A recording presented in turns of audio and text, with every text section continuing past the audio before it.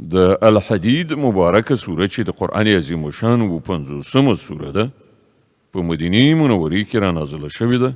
29 مبارک آیاتونه لري. تلاوت او پښتو ترجمه یې له 26 آیات څخه اورئ. اعوذ بالله من الشیطان الرجیم. پناه وړم الله تعالی شړل شوي شیطان څخه. بسم الله الرحمن الرحیم. د الله په نوم چې ډیر زیات مهربان پورا رحم لرونکی دی. ولقد أرسلنا نوحا وإبراهيم وجعلنا في ذريتهما النبوة والكتاب فمنهم مهتد وكثير منهم فاسقون. مونږ نوح او ابراهیم ولیږل او د هغو دواړو په زوزات کې مو نبوت او کتاب کېښود.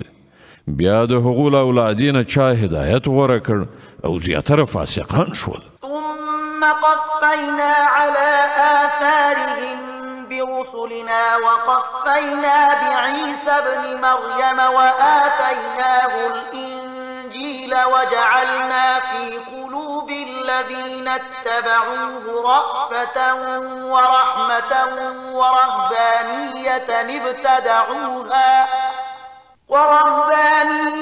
ابتدعوها ما كتبناها عليهم إلا ابتغاء رضوان الله فما رعوها حق رعايتها فآتينا الذين آمنوا منهم أجرهم وكثير منهم فاسقون.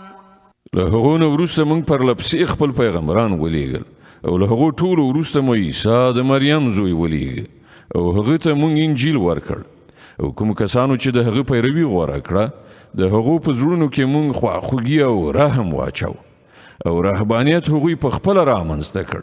موږ هغه پر هغو باندې نو فرض کړی خو د الله د رضا په لټه کې هغوی په خپله دغه بدعت راویست او بیا د هغه د رعایت چې کوم حق و هغه یې ادا نه کړ. له هغوی نه چې کومو کسانو ایمان راوړی و د هغو اجر موږ هغوی ته ورکړ خو له هغو نه زیاتره کسان فاسقان دي. يا أيها الذين آمنوا اتقوا الله وآمنوا برسوله يؤتكم كفلين من رحمته ويجعل لكم نورا تمشون به ويغفر لكم والله غفور رحيم. هغو کسانو چې ایمان مو راوړی دی له الله نه وویریږئ او د هغه پر پیغمبر محمد باندې ایمان راوړئ.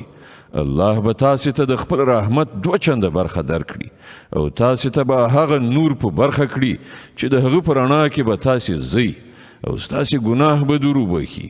الله ډیر بخښونکی او مهربان دی. لئلا يعلم أهل الكتاب ألا يقدرون على شيء من فضل الله وأن الفضل بيد الله يؤتيه من يشاء والله ذو الفضل العظيم. تاسې باید همدغه کړنلاره غوره کړئ تر څو چې اهل کتابو ته څرګنده شي چې هغوی د الله فضل اجاره کړی نه دی او دا چې د الله فضل د هغه په خپل لاس کې دی. چاته چې خوښه شي ورکوي او هغه د لوی فضل خاوند دی.